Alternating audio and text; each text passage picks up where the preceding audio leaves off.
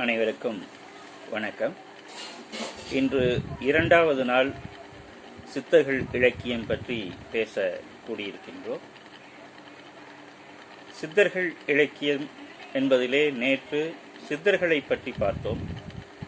இன்றைக்கு சில சித்தர்களுடைய பாடல்கள், நூல்கள் எவ்வாறு அமைந்திருக்கின்றன என்பதனை பார்க்கலாம். இதற்கு நான் எடுத்துக்கொண்டிருக்கக்கூடிய நூல் பெரிய ஞான கோவை என்கிற நூல். இது 1948ஆம் ஆண்டிலே சென்னையில் உள்ள மங்கள விலாச அச்சியந்திர சாலை என்கிற இடத்திலே ரத்னநாயகர் சன்ஸ் என்பவர்களால் அச்சிடப்பெற்ற ஒரு நூல். இது சரவணமுத்து பிள்ளை என்பவரால் பரிசோதித்து பார்க்கப்பட்டு 11 சித்தர்களுடைய பெரிய ஞான கோவை, 11 சித்தர்கள் பெரிய ஞான கோவை என்ற பெயரிலே அச்சாகி இருக்கின்றது. இந்த நூலுக்கு பிறகு அநேகம் நூல்கள் வந்திருக்கின்றன. எனினும் பழமையான நூல் என்பதனை கருதி இந்த நூலின் அடிப்படையிலே சித்தர்களுடைய பாடல்கள் சிலவற்றை நாம் பார்க்கலாம். முதற்கண் நாம் பார்க்க இருப்பது சிவவாக்கியர் அவர்களுடைய பாடல். இவர் 580 பாடல்கள் பாடியிருக்கிறார். இந்த பெரிய ஞான கோவை என்கிற நூலிலே முதலாவதாக சிவவாக்கியருடைய பாடல்கள் தான் தரப்பட்டிருக்கின்றன. இவருடைய பாடல் தொகுப்பை சிவவாக்கியம் என்று அழைக்கின்ற ஒரு போக்கு காணப்பட்டிருக்கின்றது. எப்படி தொல்காப்பியர் எழுதியது தொல்காப்பியம் என்று அழைக்கப்பட்டதோ, இளம்பூரணர் எழுதிய உரை இளம்பூரணம் என்று அழைக்கப்பட்டதோ, அதுபோல சிவவாக்கியர் எழுதிய பாடல்கள் சிவவாக்கியம் என அழைக்கப்பட்டிருக்கின்றன. இந்த சிவவாக்கியர் ராமனையும் பாடுகிறார், சிவனையும் பாடுகிறார். எனவே இவரை பற்றி ஒரு கதை ஒன்று புனையப்பட்டிருக்கிறது. என்னவென்றால், இவர்தான் திருமங்கை ஆழ்வாராக இருந்து பின்னர் சைவ சமயத்துக்கு மாறி சிவவாக்கியராக மாறினார் என்று சொல்லுகிறார்கள். ஆனால் திருமங்கை ஆழ்வாருக்கும் சிவவாக்கியருக்கும் பாடல் அடிப்படையிலே பலவித மாற்றங்கள் காணப்படுகின்றன. இவர் ராமனை வணங்குகிறார், அவ்வளவுதான். ராம என்கிற நாமத்தை, அதாவது அவர் காலத்திலே இருந்த 2 சமயங்களையும் ஒருங்கிணைக்க முயல்கிறார் என்றுதான் நாம் புரிந்து கொள்ள வேண்டும். வடநாட்டு கபீர் தான் பாடல் புனைகின்ற பொழுது தான் எதிர்கொண்ட 2 பெருஞ்சமயங்களான அன்றைய இஸ்லாமிய சமயத்திலிருந்து ரஹீம் என்ற சொல்லையும், அன்றைய வைதீக சமயத்திலிருந்து ராம் என்கிற சொல்லையும் எடுத்துக்கொண்டு ராம் ரஹீம் என்று இணைத்து பாடுவதைப் போல சிவவாக்கியர் சிவனையும் ராமனையும் இணைத்து பாடுகிறார் என்று நாம் கொள்ளலாம். இவருடைய பாடல்கள் இறைவன் உள்ளே இருக்கின்றான் என்று சொல்கின்றன. இறைவன் இல்லை என்று சிவவாக்கியர் பாடவில்லை. இறைவன் உள்ளிருக்கின்றான், இறைவனை தேடி வெளியிலே அலைய வேண்டாம் என்கிறார். சிவனாகிய இறைவன், ராமனாகிய இறைவன் உன் உள்ளே இருக்கின்றான் என்கிறார்.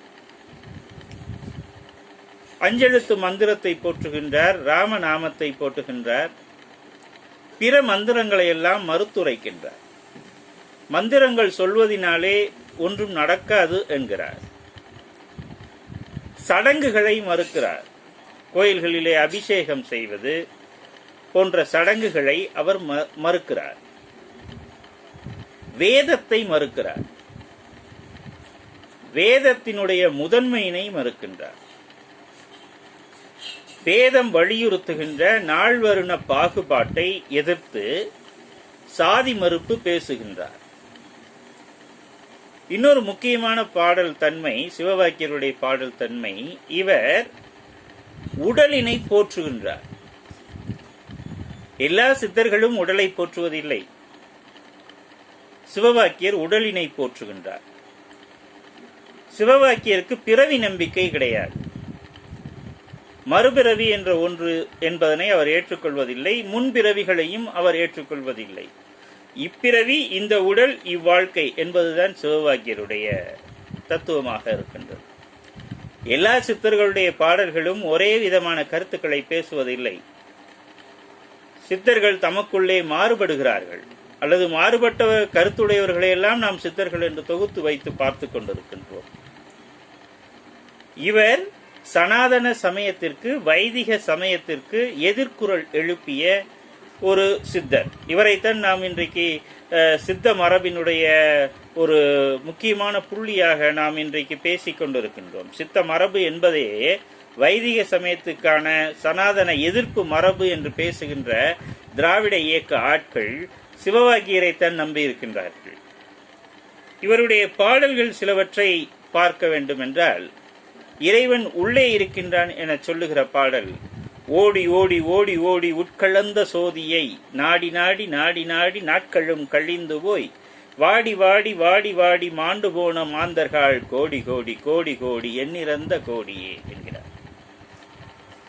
இந்த உலகத்திலே வாழ்ந்து மறைந்து போன மனிதர்கள் தன் உள்ளே இருக்கின்ற இறைவனை உணராமல் இறைவன் வேறெங்கோ இருக்கின்றான் என்று நாடி நாடி அலைந்து வாடி போய் இறந்து போயிருக்கிறார்கள். எத்தனை பேர் இறந்து போயிருக்கிறார்கள், அவர்களை எண்ணி முடிக்க முடியாது. எண் இறந்த கோடி என்கிறார்.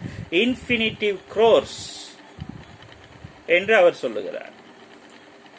கோயில் வழிபாட்டினை பற்றி, கோயில்களே இறைவன் இல்லை என்பதனை பற்றி அவர் பாடுகின்ற பொழுது, கோயிலாவது எதடா குளங்களாவது எதடா, கோயிலும் குளங்களும் கும்பிடும் குலாமரே, கோயிலும் மனத்துளே குளங்களும் மனத்துளே, ஆவதும் அழிவதும் இல்லை இல்லை இல்லையே என்று சொல்லுகிறார். இவர் சடங்கினை மறுத்து பேசுகின்றவருக்கு பல பாடல்கள் நீங்கள் கேட்டிருப்பீர்கள். மாறுபட்டு மனிதுளைக்கு வண்டின் எச்சில் கொண்டு போய் ஊறுபட்ட கல்லின் மீது ஊற்றுகின்ற மூடரே என்கிறார்.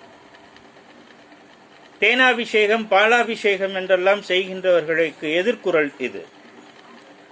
வண்டின் எச்சில் என்று தேனை இழிவாக சொல்லி, ஊறுபட்ட கல் என்று செதுக்கப்பட்ட சிலையையும் குறைபட்ட கல் என சொல்லி இந்த சடங்கினை அவர் எதிர்ப்பதை நாம் பார்க்கிறோம். வேதத்தை மறுத்து அவர் உரைக்கின்ற கருத்து, சாத்திரங்கள் ஓதுகின்ற சட்டநாத பட்டரே, வேர்த்து இறைப்பு வந்தபோது வேதம் வந்து உதவுமோ என்று கேட்கிறார். 4 வேதம் ஓதுவீர், ஞானபாதம் அருகிலீர், பாலுள் நெய் கலந்தவாறு பாவிகள் அருகிலீர்.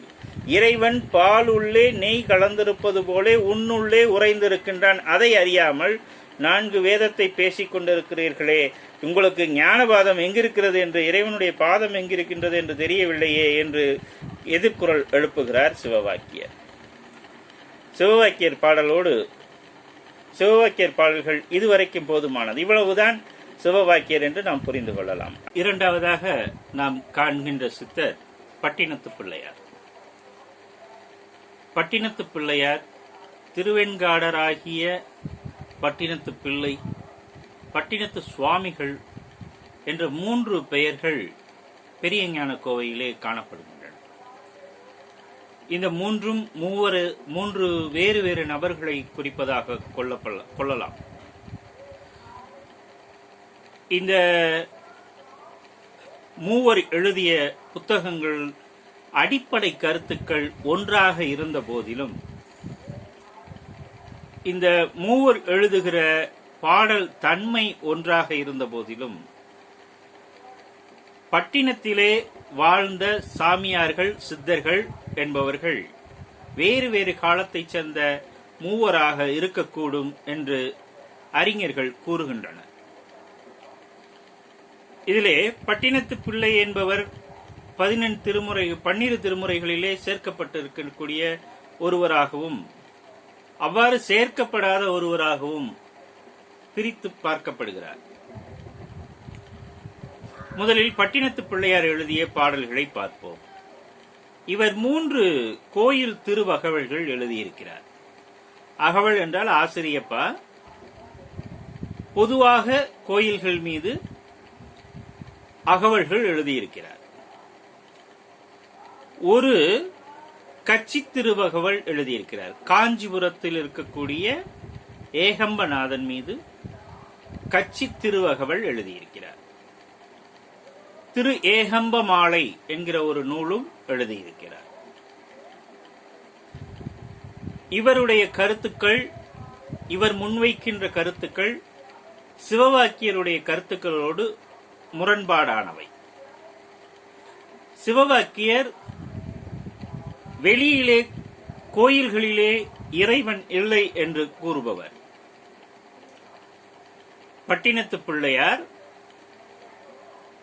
வெளியிலே இருக்கக்கூடிய இறைவனை நாடி பாடுபவர். இருவரும் சிவனையே பாடுகிறார்கள் என்றாலும் இவர் வெளியில் உள்ள இறைவனை நாடி பாடுபவர். இந்த பட்டினத்து பிள்ளையார் கோயில்களை போற்றுபவர். அது அவர் கோயில் திருவகவல்கள் பாடியிருப்பதிலிருந்தும் கச்சி திருவகவல் பாடியிருப்பதிலிருந்தும் நாம் அறிந்து கொள்ள முடியும். தன் உடலை இழிவாக கருதுபவர், பெண் உடலை இழிவாக கருதுபவர், பெண்களை இழிவாக பேசுபவர், இல்லறத்தை இழிவென்று கருதுபவர் பட்டினத்து பிள்ளையார். இல்லற வாழ்க்கை இழிவானது, துறவு வாழ்க்கை சிறந்தது என்று பாடுபவர். இவர் பெண் உறவினை, இல்லறத்தினை இழிவாக பேசுகின்றார் என்பதற்கான ஒரு பாடல் சான்றாக, கைப்பிடி நாயகன் தூங்கையிலே அவன் கையெடுத்து அப்புறந்தன்னில் அசையாமல் முன்வைத்து அயல் வளவில் ஒப்புடன் சென்று துயில் நீத்து பின் வந்து உறங்குவாளை எப்படி நான் நம்புவேன் இறைவா கச்சி ஏகம்பனே என்று அவர் பாடிய பாடலில் இருந்து தெரிந்து கொள்ளலாம். இல்லாலும் சுற்றமும் மைந்தரும் வாழ்வும் எல்லாம் வெளிமயக்கே என்று அவர் பாடுகிறார். இவர் பாடுகின்ற முதலாவது கோயில் திருவகவல் நினைமின் மனனே நினைமின் மனனே சிவபெருமானை செம்பொன் அம்பளவனை நினைமின் மனனே நினைமின் மனனே என தொடங்குகிறது. 46 அடிகள் இந்த அகவல்பாவிலே காணப்படுகின்றன. முடிகின்ற பொழுது சிவபெருமானே இதே 3 அடிகளோடு முடிகின்றது. நினைமின் மனனே என்கின்ற இந்த 3 அடிகளோடையே முடிகின்றது. இந்த பாடல் பகுதியிலே குறிப்பிடத்தக்க வரிகள் என்றால், பிறந்தன இறக்கும் இறந்தன பிறக்கும் தோன்றின மறையும் மறைந்தன தோன்றும் பெருத்தன சிறுக்கும் சிறுத்தன பெருக்கும் என்று எல்லாம் மாறக்கூடியவை என்று பாடுகின்ற பாடற்பகுதி. அழகை தேரின் அலமருகாலின் உலகப் பொய் வாழ்க்கை உடலை ஓம்பற்க என்று இந்த உடலை காப்பாற்றாதே என்று அவர் பாடுகின்றார். இரண்டாவது கோயில் திருவகவல் காதல ஓடிய கழக பாதக கண்ணியர் மருங்கில் பண்ணுடனாடும் காதலும் கருத்துமல்லானின் இருதாள் பங்கயம் சூட்ட என தொடங்குகின்றது. ஆனந்த தாண்டவம் காட்டி ஆண்டு கொண்டருள்கை நின் அருளினுக்கு அழகே என்று சிவபெருமானுக்கு அழகு, சிவபெருமானுடைய அருளுக்கு அழகு, தன்னை அவன் வந்து ஆட்கொள்ளல் என்று பாடி முடிக்கின்றார் இந்த அகவலை. இந்த அகவலிலே 38 அடிகள் இருக்கின்றன.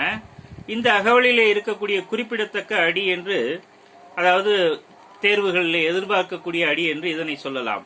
சலமளப்பேழை, இருவினை பெட்டகம், வாத பித்தம் கோளை குடிபுகும் சிற்றூர் என்றெல்லாம் தொடங்கி இந்த உடலை அவர் இழிவாக பேசுகின்ற பகுதி இந்த திருவகவல்கள் தான் இருக்கின்றது.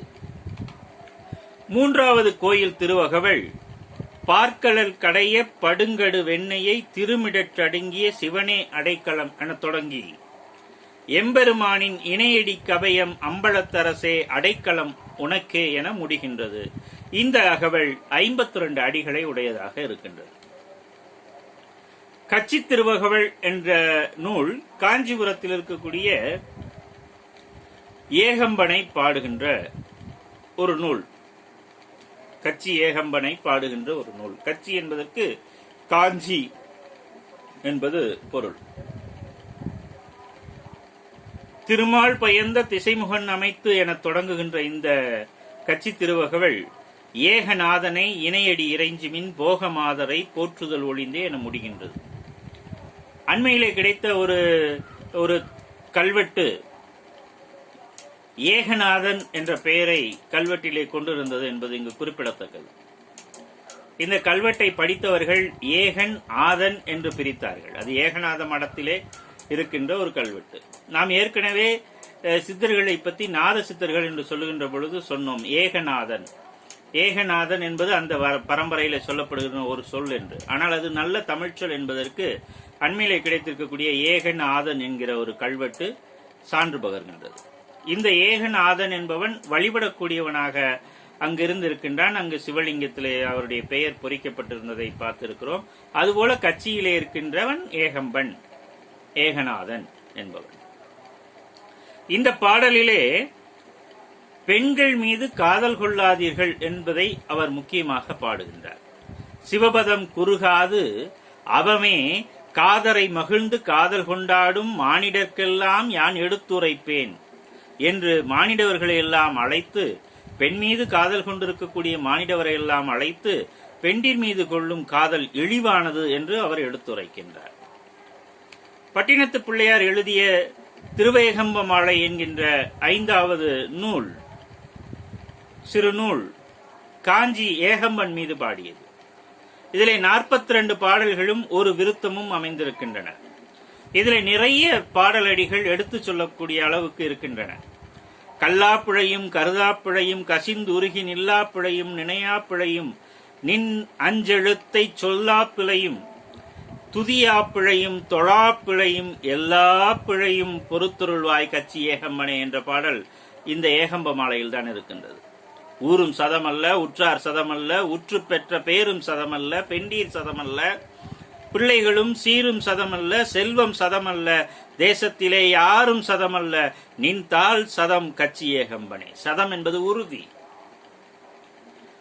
ஊர் உறுதி இல்லை, உற்றார் உறுதி இல்லை, பிள்ளைகள் உறுதி இல்லை, பெற்ற புகழ் உறுதி இல்லை, கொண்ட மனைவி உறுதி இல்லை, சீர் உறுதி இல்லை, செல்வம் உறுதி இல்லை. எது உறுதி என்று கேட்டால் சிவபெருமானுடைய தாள் பாதம்தான் உறுதி என்று அவர் பேசுகின்றார்.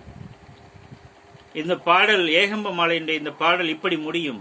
அன்னை எத்தனை எத்தனை அன்னையோ, அப்பன் எத்தனை எத்தனை அப்பனோ, பின்னை எத்தனை எத்தனை பெண்டிரோ, பிள்ளை எத்தனை எத்தனை பிள்ளையோ, முன்னை எத்தனை எத்தனை சென்மமோ, மூடனாய் அடி ஏனும் அறிந்திலேன், இன்னும் எத்தனை எத்தனை சென்மமோ, என் செய்வேன் கச்சி ஏகம்பநாதனை. இதிலிருந்து நீங்கள் தெரிந்து கொள்ளலாம், இவர் பல்பிறவி கோட்பாட்டை நம்புபவர். பிறவி வராமல் இருக்க வேண்டும் என்று இறைவனை துதித்து பாடுகின்றவர் இந்த பட்டினத்து பிள்ளையார். பட்டினத்து பிள்ளையார் பாடிய வேறு சில பாடல்களை பார்த்தால், திருத்தில்லை தில்லைச்சங்கரன் மீது 20 பாடல்கள் பாடியிருக்கின்றார். அதில் முக்கியமாக குறிப்பிடத்தக்க ஒரு அடி என்று, ஓம்பினம் தன்னை திரளாக கூடி புரண்டு இனிமேல் சாம்பினம் கத்துதையோ என் செய்வேன் தில்லை சங்கரனே என்ற அடிகளை குறிப்பிடலாம். நெட்டு தேர்விலே இது போன்ற அடிகளை எடுத்துக் கொடுத்து அதிலிருந்து வினாக்கள் கேட்டிருக்கிறார்கள். திருச்செங்கோடு பற்றி ஒரு பாடலும், திருவொற்றியூர் பற்றி 2 பாடலும், திருவிடைமருதூர், திருக்கழுக்குன்றம், திருக்காலத்தி ஆகிய தலங்கள் குறித்து பாடல்களும், கைலாயம் குறித்து 8 பாடல்களும், மதுரை குறித்து 1 பாடலும், பொதுவாக 66 பாடல்களும் இவர் பாடியிருக்கின்றார். இவர் தன்னுடைய தாயார் இறந்த பொழுது பாடியதாக ஒரு 41 பாடல்கள் கிடைக்கின்றன. அவற்றிலே 10 பாடல்கள் தாயாருக்கு தகனக்கிரியை செய்யும் பொழுது பாடியதாகவும், 31 பாடல்கள் அதன் பின்னர் அவர் பாடியதாகவும் நமக்கு கிடைக்கின்றன.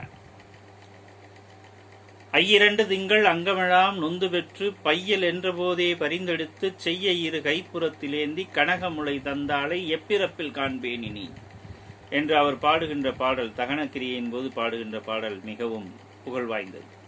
இந்த 10 பாடல்களில் எந்த அடிகளுக்குள் வேண்டுமானாலும் கொடுத்து கேட்கலாம். வீற்றிருந்தால் அன்னை, வீதி தனியில் இருந்தால், நேற்றிருந்தால் இன்று வெந்து நீரானால், பால் தெளிக்க எள்ளி இரும்பாருங்கள் ஏதென்று இறங்காமல் எல்லாம் சிவமயமாமே என்று தகனக்கிரியை பாடல்களை அவர் முடிக்கிறார். தகனக்கிரிக்கு பிறகு அவர் பாடுவதாக இருக்கின்ற 31 பாடல்களிலே ஒரு குறிப்பிடத்தக்க பாடல், தன்னுடைய தொடர் பிறவியிலிருந்து தன்னை நீக்குமாறு அவர் வேண்டுகிற பாடல். மாதா உடல் சலித்தால் வல்வினையேன் கால் சலித்தேன், வேதாவும் கை சலித்து விட்டானே நாதா, இருப்பையூர் வாழ் சிவனே, இன்னும் ஓர் அன்னை கருப்பையூர் வாராமல் கா என்று அவர் வேண்டுகிறார். இருப்பையூர் வாழ் சிவனே, அன்னை கருப்பையூர் வராமல் கா. பிறவியின் மீது, பிறவி கோட்பாடின் மீது பட்டினத்தார் கொண்டிருக்கக்கூடிய ஒரு நம்பிக்கைக்கு இந்த பாடல் சான்று. அதற்கு இன்னொரு பாடல் சான்று உடற்கூற்று வண்ணம் என்கிற பாடல். இந்த பாடல் ஒரே பாடலிலே மனிதனுடைய பிறப்பு முதல் இறப்பு வரையிலான கருவிலே உருவாவது முதல் கல்லறையிலே எரிந்தடங்குவது வரை இருக்கின்ற செய்திகளை தொகுத்து பட்டினத்து பிள்ளையார் பாடியிருக்கின்றார். ஒரு மடமாது ஒருவனுமாகி இன்ப சுகந்தொரு அன்பு பொருந்தி உணர்வு கலங்கி ஒழுகிய விந்து ஊறு சுரோனித மீது கள்ளந்து என தொடங்குகின்ற இந்த பாடல் விறகிடை மூடி அழல் கொடுபோக வெந்து வீழ்ந்து முறிந்து நினங்கள் உருகி எலும்பு கருகி அடங்கி ஓர் பிடி நீரும் இழாத உடம்பை நம்பும் அடியேனை இனி ஆளுமே என்று சிவனை வேண்டுவதாக அமைத்திருக்கக்கூடிய பாடல்.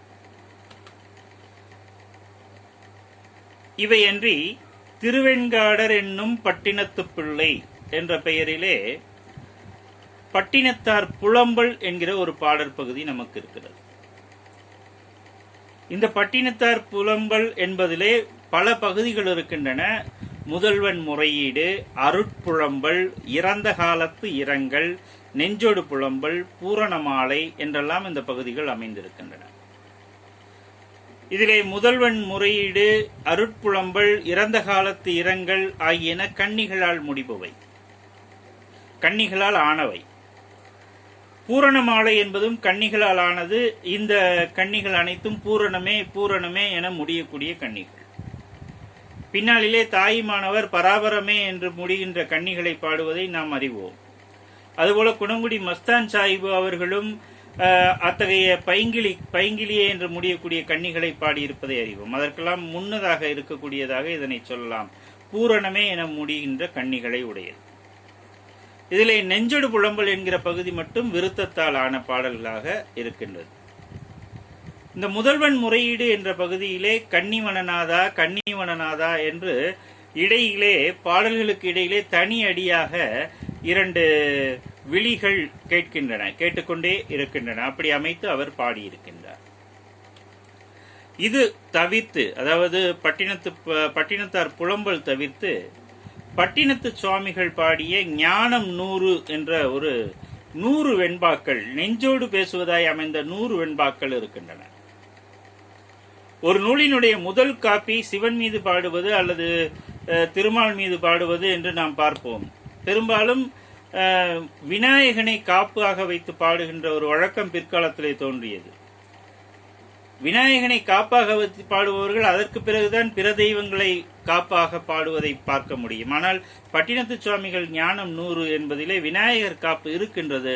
ஆனால் அதற்கும் முன்னதாக அவர் முருகன் காப்பு ஒன்றை பாடியிருக்கின்றார். இது போன்ற சில தனித்த விஷயங்களை நாம் குறித்து வைத்துக் கொண்டால் அவைதான் வினாக்களாக கேட்கப்படுவதை நாம் அறிந்து கொள்ளலாம். அந்த இடங்களிலே நம்மால் அந்த வினாக்களை எதிர்கொள்வதற்கு அவை உதவியாக இருக்கும். இந்த பட்டினத்து சுவாமிகள் முதல் பட்டினத்து சுவாமிகள் ஞானம் 100க்கு இடையிலே அந்த புத்தகத்திலே திருவள்ளுவர் ஞானம் என்கிற ஒரு புஸ்தகமும், சட்டமுனி ஞானம் என்கிற ஒரு புத்தகமும், பத்திரகிரியார் மெய்ஞான புலம்பல் என்கிற ஒரு புத்தகமும் இடையிலே வருகின்றன. இந்த திருவள்ளுவர் ஞானம் என்கிற புத்தகத்தை எழுதியவர் நம்முடைய திருக்குறள் எழுதிய திருவள்ளுவர் அல்ல. திருவள்ளுவர் என்ற பெயரிலே ஒரு சித்தர் வாழ்ந்திருக்கிறார். இவர் மனம் புரிந்து வாழ்ந்த சித்தர் என்று சொல்லுகிறார்கள். இவருக்கு வாசுகி என்று மனைவி இருந்திருக்கிறார். இந்த வாசுகி என்கிற மனைவிதான் கொங்கண சித்தன் வந்து வாசலிலே உணவு நாடி நின்ற பொழுது அவருக்கு உணவிடாமல் தாமதித்து தன்னுடைய கணவனுக்கான பணிவிடைகளை எல்லாம் செய்து முடித்து விட்டு வந்து உணவளித்தவர். அப்பொழுது முறைத்து பார்த்த கொங்கணவனை பார்த்து கொக்கென்று நினைத்தாயோ கொங்கணவா என கேட்டவர் என்றெல்லாம் கதை சொல்லுகிறார்கள். இந்த திருவள்ளுவருடைய சீடராக கொங்கணவர் பிறகு மாறிப்போனார் என்று சொல்லுகிறார்கள். இவர் திருவள்ளுவர் ஞானம் என்கிற இந்த பகுதியிலே அவர் பாடியிருக்கக்கூடிய பாடல்கள் மொத்தம் 20. அதில் ஒன்று காப்பு பாடல், மற்ற பாடல்களாக ஒரு 19 பாடல்கள் இருக்கின்றன. இவர் பிரம்மன், திருமால், அகத்தியர், நந்தீசர், குகன் என்று அனைவரையும் போற்றி பாடுபவராக இருக்கின்றார். திருவள்ளுவர் ஞானத்திற்கு பிறகு நமக்கு கிடைக்கின்ற ஒரு புத்தகம் சட்டமுனி ஞானம். சட்டைமுனி என்ற ஒரு இலங்கையிலிருந்து வந்த ஒரு சித்தரை பற்றி நாம் பார்த்தோம். இந்த சட்டமுனி ஞானம் என்கிற இந்த பகுதியிலே 4 பாக்கள் மட்டுமே இருக்கின்றன. இவர் மற்றவர்கள் செய்கின்ற பூசை முறைகளை பாடுகிறார். சித்தர்கள் செய்கின்ற பூசை முறையினை வேறுபடுத்தி காட்டி பாடுகின்றார். சட்டமுனி ஞானத்திலே நாம் அறிந்து கொள்ள வேண்டிய முக்கியமான ஒரு செய்தி, பேச்சு வழக்கு சொற்கள் நிறைய பெய்து பாடியவர் இந்த சட்டமுனி, அல்லது இந்த சட்டமுனி ஞானத்தை பாடியவர் என்பதை நாம் தெரிந்து கொள்ளலாம். அடுத்ததாக அமைவது பத்திரகிரியார் ஞான புலம்பல், மெய்ஞான புலம்பல். இது 232 கன்னிகளாலான ஒரு நூல். ஒவ்வொரு கன்னியும் எக்காலம் எக்காலம் என முடிகின்றது. பின்னால் பாரதிதாசன் அதுபோல பாடுவதை நாம் பார்ப்போம்.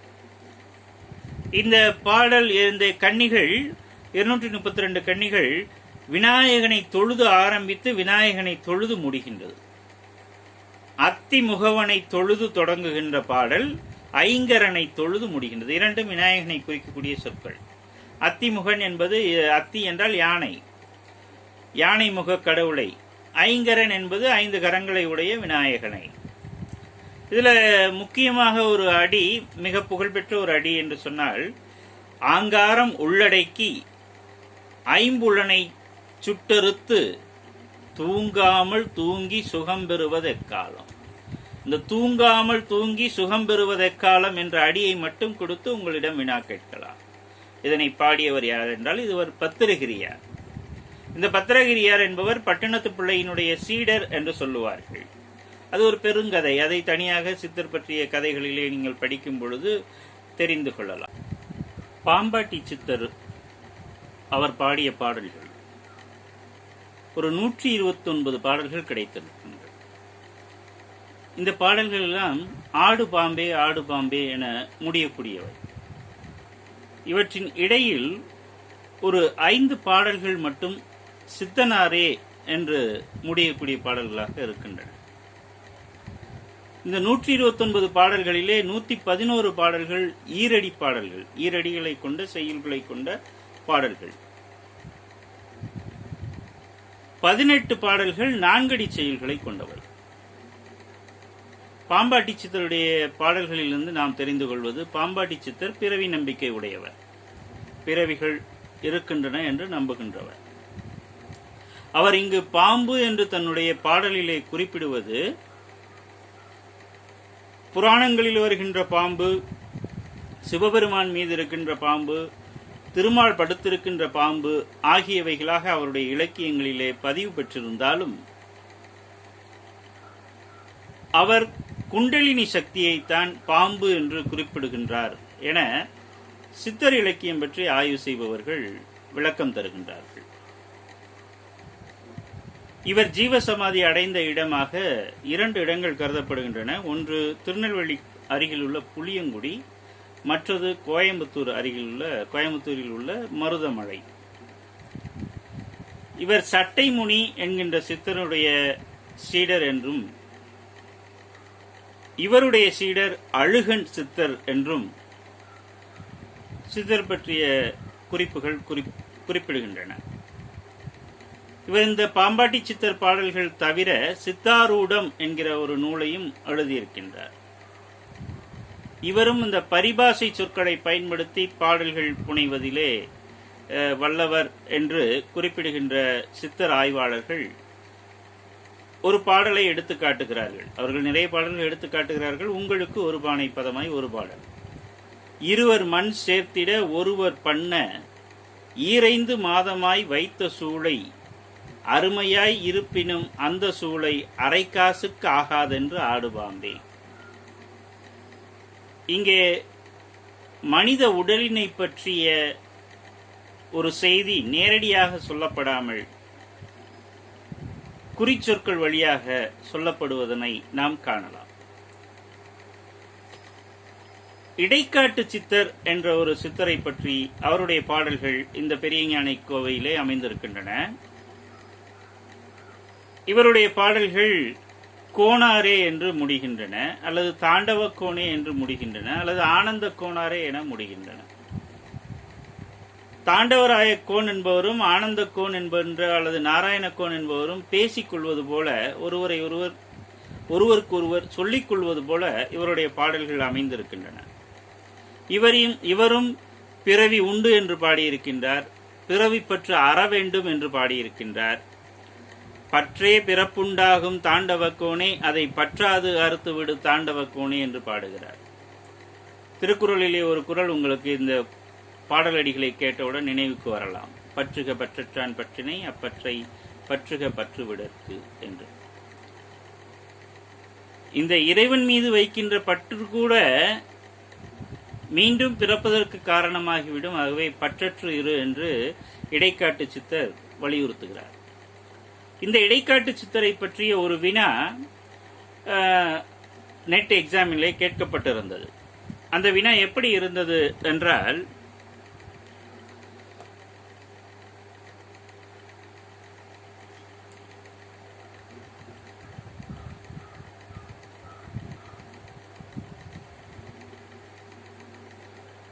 சித்தர்களுள் இடைக்காட்டு சித்தர் என்று ஒருவருக்கு பெயர். இதனை கூற்றாக கொடுத்திருந்தார்கள். இதற்கான காரணமாக காட்டினிடையே நின்று கொண்டு பாடியவர் அவர் என்று கொடுத்திருந்தார்கள். சித்தர்களுள் இடைக்காட்டு சித்தர் என்று ஒருவருக்கு பெயர் என்பது என்கின்ற கூற்று சரி. ஆனால் அவருடைய பெயருக்கான காரணம், இடைக்காட்டு சித்தர் என்று பெயர் வர காரணம், அவர் காட்டினிடையே நின்று கொண்டு பாடியவர் அல்ல. ஆக காரணம் தவறு. அவருக்கு இடைக்காட்டு சித்தர் என்று பெயர் வர காரணம், அவர் கோணாரே என்று விழித்து பாடுகின்றார், தன்னை இடையனாக வைத்து பாடுகின்றார். அதாவது இடைக்காடு என்கிற இடத்தை சேர்ந்தவராக தன்னை வைத்து பாடுகின்றார். அவர் காட்டின் இடையிலே நின்று பாடியவர் அல்ல, இடைக்காடு என்கிற இடத்தை சார்ந்தவர். அதனால் இடைக்காடர் என்று அழைக்கப்பட்டார். அவர் இடையர்குடியை சார்ந்தவர், ஆதலால் இடைக்காடர் என்று அழைக்கப்பட்டார். ஆகிய காரணங்கள் தான் சரியானவை. ஆகவே இங்கு உறுதிக்கூற்று சரி, காரணம் தவறு என்பது அதனுடைய விடையாக இருந்தது. இது 2014ஆம் ஆண்டிலே கேட்கப்பட்ட ஒரு கேள்வி. இந்த கேள்வியோடு நான் மற்றொரு கேள்வியினை சொல்லி இன்றைய உரையினை முடித்துக் கொள்ளலாம் என்று நினைக்கின்றேன். இந்த கேள்வி 2015ஆம் ஆண்டு நடத்தப்பட்ட தேர்விலே, ஜூன் மாத தேர்விலே கேட்கப்பட்டிருந்தது. சித்தர் இலக்கியம் தொடர்பான ஒரு கேள்வி. சித்தர் பாடல்களை ஆராய்ந்து நூல் எழுதிய அயல் நாட்டு அறிஞர் யார் என்பதுதான் கேள்வி. அங்கே 4 அறிஞர்கள் பெயர் கொடுக்கப்பட்டிருந்தன. ஒருவர் ஜார்ஜ் எல் ஹார்ட், இன்னொருவர் கமில் ஸ்வலவல், இன்னொருவர் அலெக்சாண்டர் துபியான்ஸ்கி, இன்னொருவர் நார்மன் கட்லர். இந்த 4வரில் யார் விடை என்பதற்கு முன்பாக இந்த 4வருக்கும் தமிழுக்குமான தொடர்பு நமக்கு தெரிய வேண்டும். இந்த 4வரிலே முதல்வராக இருக்கின்ற ஜார்ஜ் எல் ஹார்ட் அவர்கள் தமிழ் இலக்கியம் குறித்தும் தமிழ் பண்பாடு குறித்தும் ஆராய்ந்து பல நூல்களை எழுதியிருக்கின்றார். The points of Asian Tamil, their milieu and their Sanskrit counterparts என்கிற ஒரு புத்தகம் இவரால் 1975ஆம் ஆண்டு எழுதப்பட்டது. இது சங்க இலக்கியங்களை பற்றி பேசுகின்றது. The relation between Tamil and classical Sanskrit literature என்று ஒரு புத்தகம் எழுதியிருக்கிறார். தமிழ் சங்க இலக்கியங்களையும் சமஸ்கிருத இலக்கியங்களையும் ஒப்பிட்டு ஆய்வு செய்திருக்கிறார். அதற்கு குறித்த நூல் இது. Poets of the Tamil Anthologies, Asian Poems of Love and War, அகமும் புறமுமாக அமைந்திருக்கக்கூடிய சங்க இலக்கிய பாடல்கள் பற்றிய நூல் இது. The Forest Book of the Ramayana of Kamban, கம்பராமாயணத்தை பற்றிய புத்தகம். The 400 Songs of War and Wisdom, an anthology of poems from classical Tamil, the Purananuru. Purananuru குறித்த புத்தகம். ஆக ஜார்ஜ் எல் ஹார்ட் அவர்கள் தமிழறிஞர், தமிழ் பேராசிரியராக பணியாற்றியவர். அவர் எழுதியிருக்கக்கூடிய நூல்கள் எல்லாம் சங்க இலக்கியங்கள் சார்ந்த நூல்களாக இருக்கின்றன. அப்ப இந்த கேள்விக்கான விடை இது அல்ல. அவர் சித்த இலக்கியம் குறித்து நூல்கள் எழுதிய நார்மன் கட்லர் அவர்கள் 2002 காலமானவர். 1949 பிறந்து 2002 காலமான இவர் songs of experience the poetics of Tamil devotion என்கிற ஒரு அருமையான நூலை எழுதியிருக்கின்றார். தமிழ் பக்தி இலக்கியம் குறித்த சிறந்த ஒரு ஆய்வு நூல் இது. இந்த நூலுக்கு பிறகுதான் அயல்நாட்டில் வசிப்பவர்களுக்கு பக்தி இலக்கியம் குறித்த ஒரு முழுமையான ஒரு பார்வை கிட்டியது என்று சொல்லலாம். இவர் gods of flesh, gods of stone, the embodiment of divinity in India என்கிற ஒரு நூலை தொகுத்திருக்கின்றார். அதிலே இந்திய கடவுளர்கள், தமிழ் கடவுளர்கள் குறித்தெல்லாம், அந்த தமிழ் கடவுள் வழிபாடுகள், பக்தி இலக்கியங்கள் குறித்தெல்லாம் அதிலே அவர் குறிப்பிட்டிருக்கிறார். A Gift of Tamil, a collection of centuries of literature that conveys the beauty and sense of humor as well as piety of Tamil civilization என்கிற ஒரு புத்தகத்தையும் இவர் தொகுத்து இருக்கின்றார். ஆனால் இவர் சித்தர் பற்றி எந்த நூலும் எழுதவில்லை. இன்னொரு அறிஞர் அலெக்சாண்டர் டுபியோன்ஸ்கி அவர்கள் தொல்காப்பியம் குறித்தும் சங்க இலக்கியங்கள் குறித்தும் ரஷ்ய மொழியிலே நிறைய நூல்கள் எழுதியிருக்கின்றார். இவரும் சித்தர் இலக்கியம் குறித்து நூல் எழுதவில்லை. நிறைவாக நாம் கமில் ஸ்வெலபில் அவர்களிடம் வரலாம். கமில் ஸ்வெலபில் அவர்கள் பேரறிஞர். இவர் நிறைய தமிழ் குறித்த நூல்களை எழுதியிருக்கின்றார். Comparative Dravidian phonology, Dravidian linguistics and introduction ஆகியன திராவிட மொழியியல் குறித்த இவருடைய முதன்மையான நூல்கள். தமிழ் லிட்ரேச்சர் என்கிற ஒரு புத்தகத்தை 1975 எழுதியிருக்கிறார். Companion studies to the history of Tamil literature, அதாவது ஹேண்ட்புக் டு தமிழ் லிட்ரேச்சர் என்று இதனை குறிப்பிடலாம் என்று தொடக்க நிலை ஆய்வாளர்களுக்கான, அயல்நாட்டு ஆய்வாளர்களுக்கான தமிழ் இலக்கியம் குறித்த ஒரு புத்தகத்தை எழுதியிருக்கிறார். அதே Kamil Zvelebil lexicon of Tamil literature என்கிற தமிழ் இலக்கியம் குறித்த பேரகராதி ஒன்றை வடிவமைத்து தந்திருக்கிறார். The smile of Murugan on Tamil literature of south India என்கிற ஒரு புத்தகம் முருகனை பற்றிய ஆய்வுகளை அடக்கிய ஒரு புத்தகம். இவர்தான் நாட்டார் வழக்காற்றியல் ஆய்வுகளையும் தமிழகத்திலே மேற்கொண்டு அது குறித்து புத்தகங்கள் எழுதியிருக்கிறார். நீலகிரி வாழ்கின்ற பழங்குடி மக்களை பற்றியும் இருளர்களை பற்றியும் இவர் நூல்கள் எழுதியிருக்கின்றார். இவரே சித்தர்களை பற்றியும் நூல் எழுதியிருக்கின்றார். The poets of the powers, magic, freedom and renewal என்கிற ஒரு புத்தகம். த சித்தா குவெஸ்ட் என்கிற ஒரு புத்தகம். 2 புத்தகங்கள் கமில் ஸ்வெலபில் எழுதியிருக்கிறார். எனில் இந்த நெட் தேர்வுக்கான விடை கமில் ஸ்வெலபில் என்பது. நாம் ஒரு கேள்வியிலிருந்து அந்த கேள்விக்கான விடையை மட்டும் தெரிந்து கொள்ளக்கூடாது. அந்த விடையில் இருக்கக்கூடிய நால்வர் பற்றியும் கருத்துக்களை தொகுத்து வைத்துக் கொள்வதன் மூலம் இனி வரும் தேர்வுகளிலே வேறு அயல்நாட்டு அறிஞர்களுடைய பங்களிப்பு பற்றிய கேள்விகள் வருவதையும் எதிர்கொள்ளலாம். ஆகவேதான் மற்ற மூவர் பற்றிய விரிவான தரவுகளை உங்களுக்கு நான் வழங்கினேன். நன்றி. நாளை காண்போம்.